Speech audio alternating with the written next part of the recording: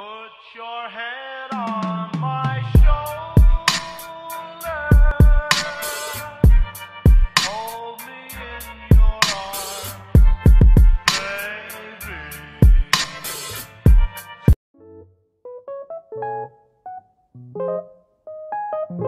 Assalamualaikum warahmatullahi wabarakatuh.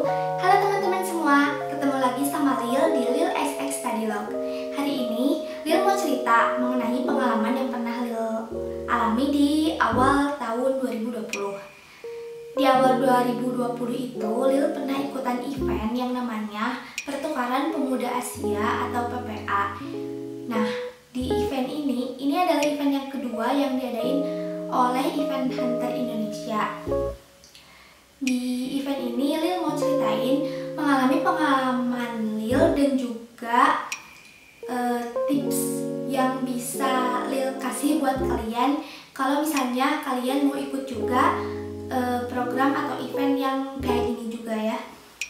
Jadi untuk yang pertama Lil mau ceritain mengenai si alur dari event ini.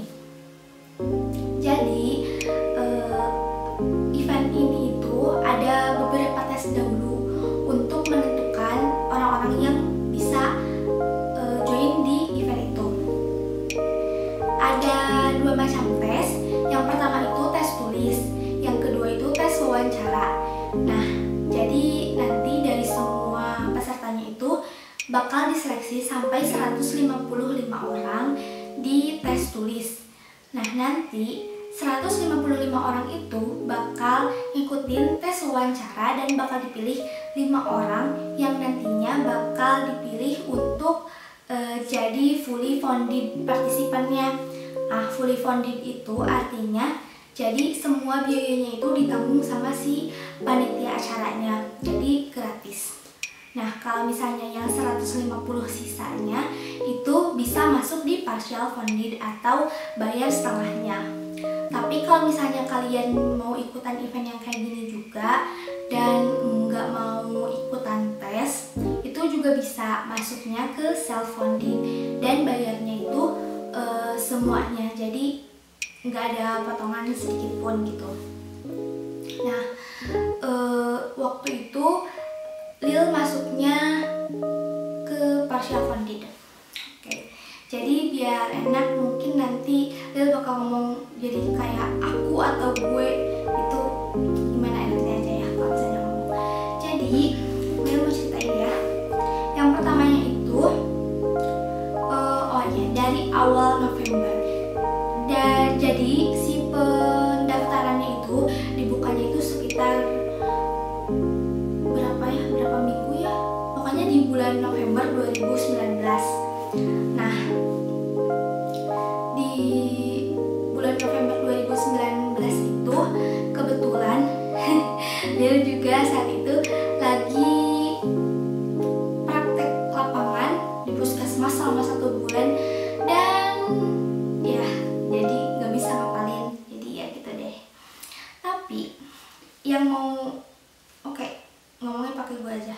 Jadi yang mau gue omongin itu pas waktu tesnya itu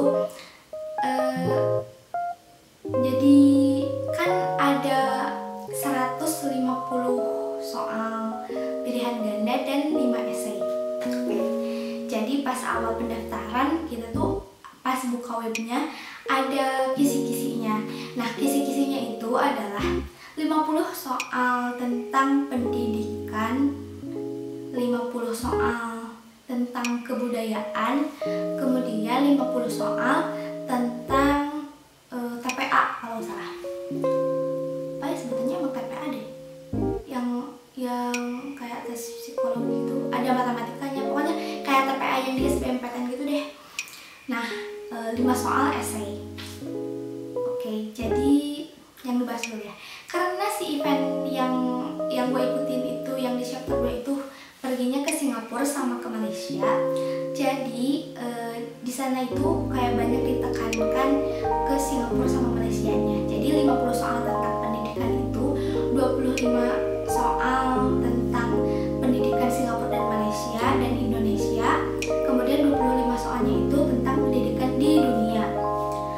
untuk yang 50 soal tentang kebudayaan itu 25 soal tentang kebudayaan Indonesia, Singapura sama Malaysia, 25 soalnya lagi itu tentang kebudayaan di seluruh dunia.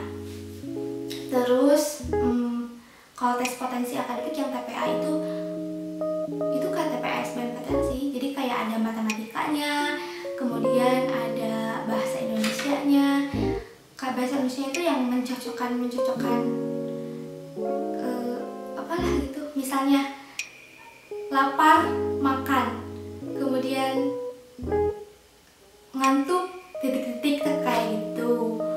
Tapi ya lumayan sih banyak. Nah, oke, mau diceritain juga di tes tahap pertama ini. Jadi karena 155 soal itu dikasih waktu cuman 60 menit.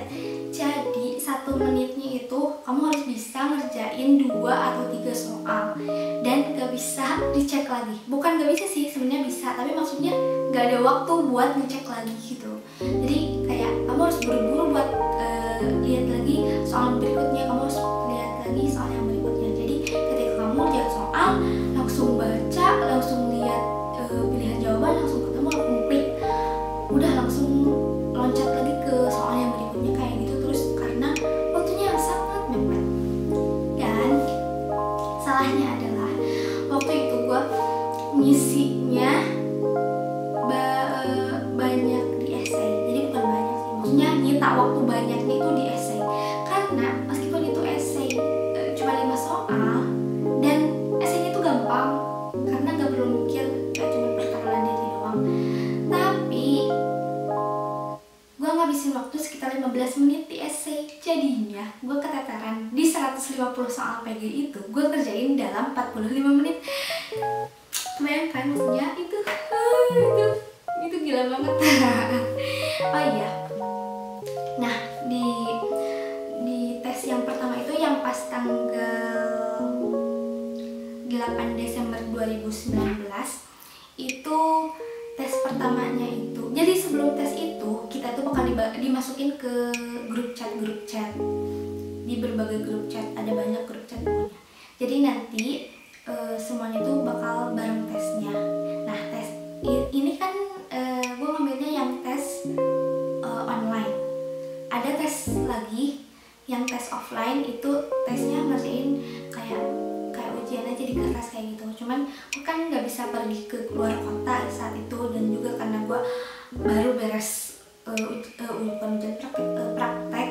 praktek lapangan, jadi gue ngambil yang online. Nah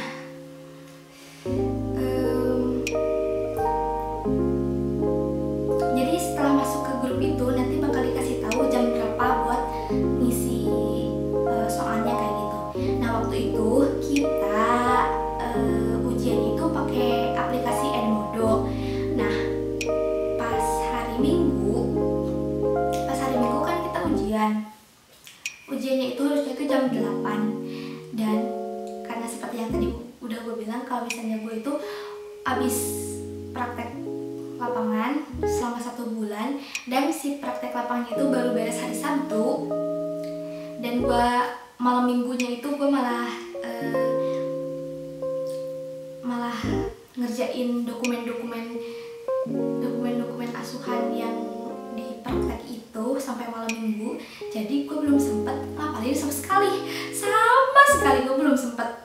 Jadi gue tuh baru buka materi itu jam 6 pagi, sementara si tes itu jam 8 pagi. Gila kan ya? Jangan contoh, oke? Jangan contoh. Makanya di sini gue mau kasih tahu tipsnya.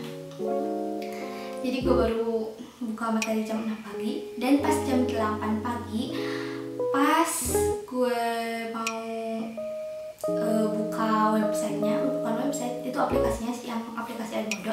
Ternyata itu aplikasi error karena terlalu banyak orang yang mengakses itu dalam waktu yang bersamaan. Pokoknya kalau nggak salah lihat si anggotanya yang ikutan tes yang pertama itu sekitar 700 sampai 800 orang kalau nggak salah segitu. Nah jadi error dan nggak bisa dibuka sama sekali. Itu bener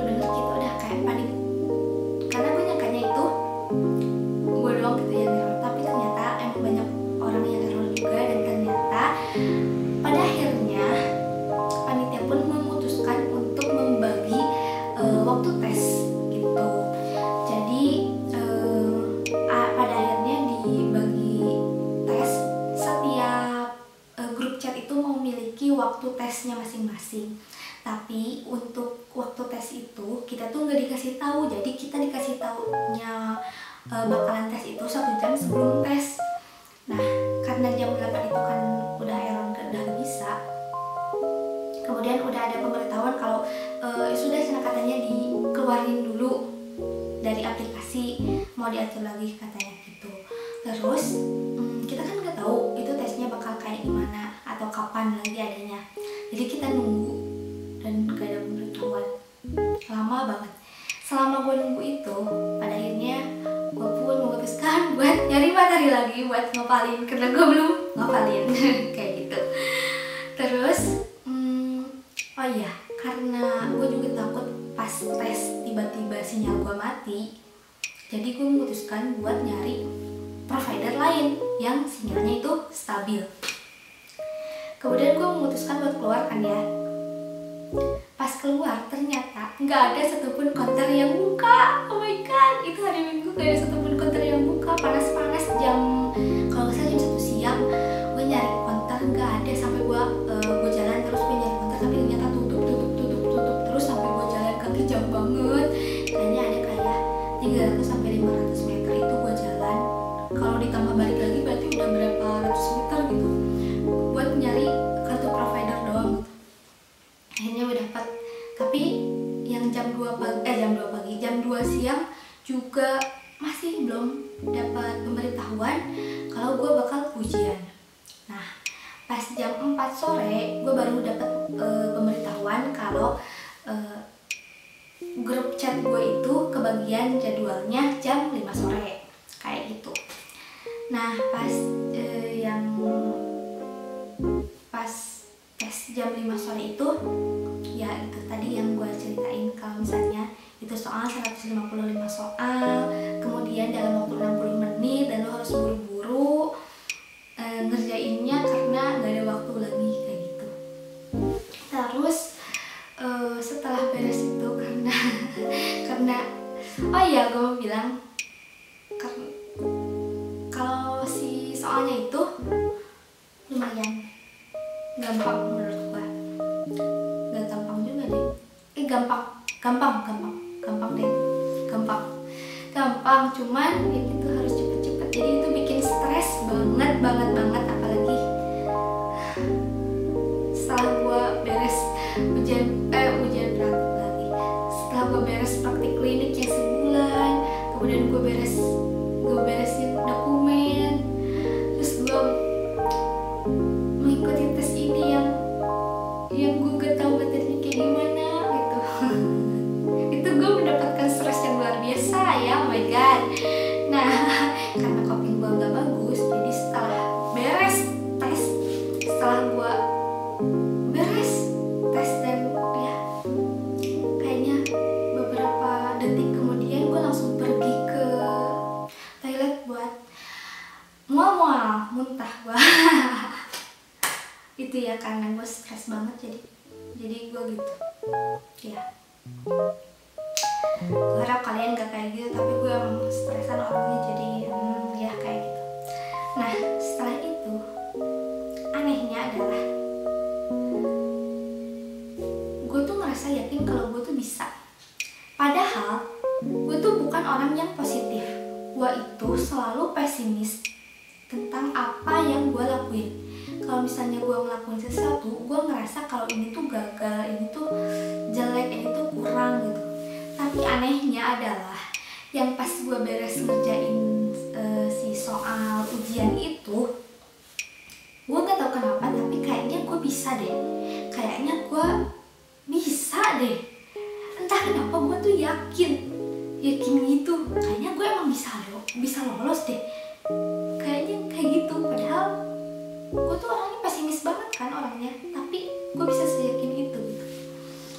Nah kemudian gue mau ceritain yang pas seminggu kemudiannya, pada tanggal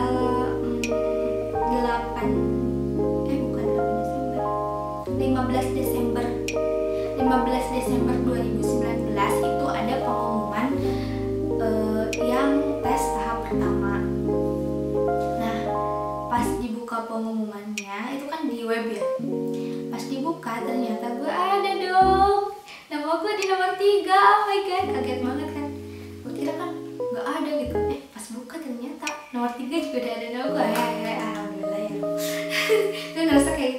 god ya, berkah banget ya, berkah banget emang bener. Nah, setelah itu hari Minggu ya, 1 minggu kemudian di tanggal